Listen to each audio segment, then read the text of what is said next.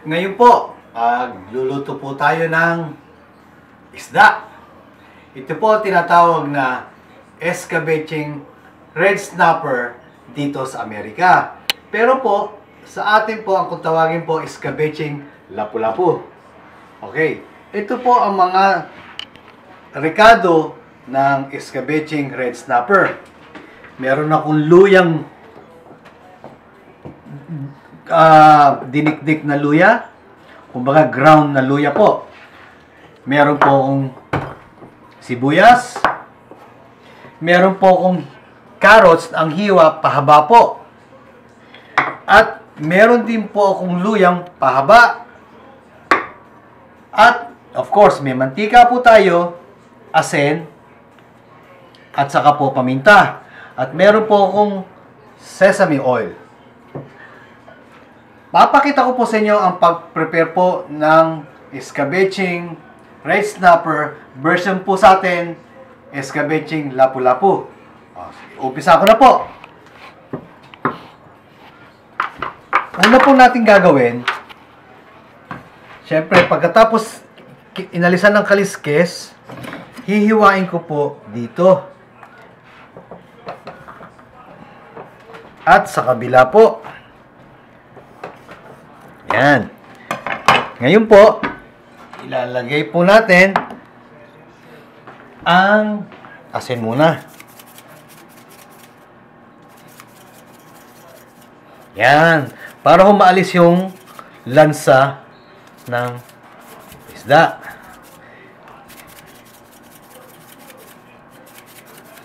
Tapos po, bubudburan po natin ng paminta.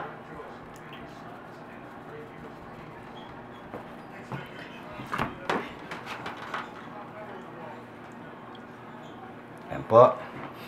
At pagkatapos po, ito pong luyang durog, ilalagay po natin sa loob po ng isda.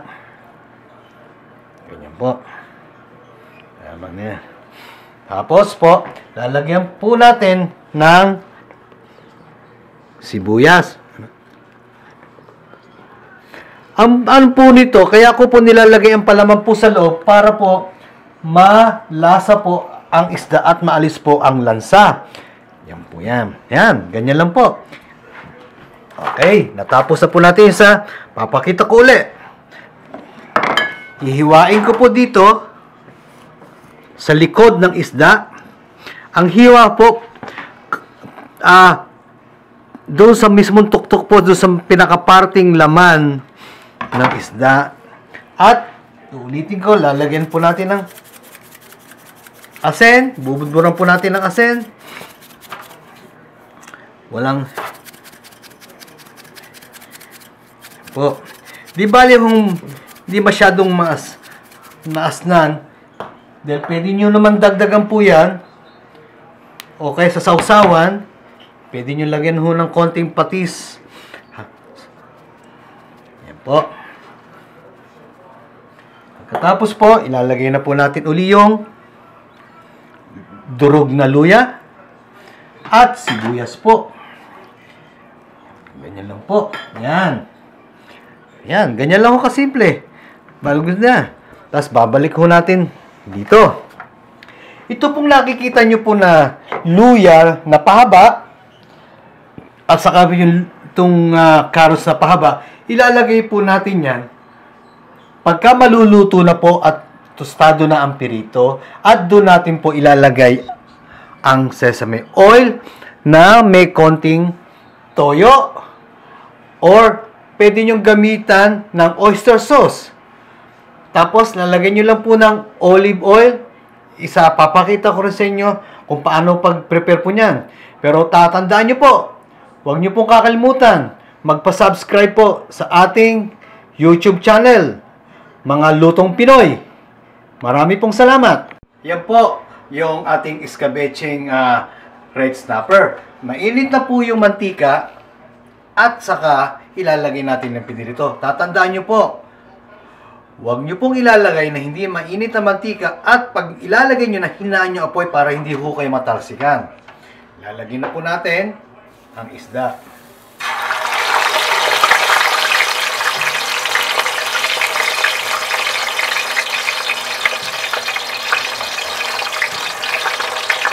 Yan, nakita nyo.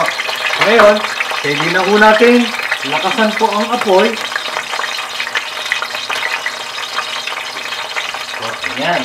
At maghintay lang po tayo na paano po natin malalaman na luto na yung ilalim po. Pagka po mahina na ho ang tunog ng mantika, ibig sabihin po, luto na ho yung isda sa kabila bago natin balik ka rin. Sige, hintayin po natin siya matustado. Sa susunod po, papakita ko po sa inyo kung paano po ang pag-set up po ng mga sarsa. Marami pong salamat. Ito naman po, ito po yung sarsa ng escabeching red snapper. Sa atin po ay ang escabeching lapu-lapu. Ito po ang mga ingredient. Mantika po, bawang, meron po tayong asukal, at meron po tayong paminta, at meron po tayong sibuyas, at may kamatis, at meron po tayong carrots, at syempre po, meron po tayong 2 cups of water. Yan po. So, tatandaan nyo po ang ating YouTube channel, Mga Lutong Pinoy. Ito na po yung ginisa na po natin yung bawang, sibuyas, at kamatis para po sa salsa po ng escabeching red snapper. Ngayon po, nalanta na po yung kamatis, ilalagay po natin yung tubig at saka po cornstarch. Naglagay na rin po ng cornstarch yan at po ng suka. Tatandaan nyo po, pag naglagay po ng suka, huwag nyo hong hahaluin. Ang cornstarch lang po ang pampalapot lang po yan. Tayin po natin kumulo bago natin haluin. Pag kumulo na po yan, lalagyan po natin yung asukal na pula. At ngayon,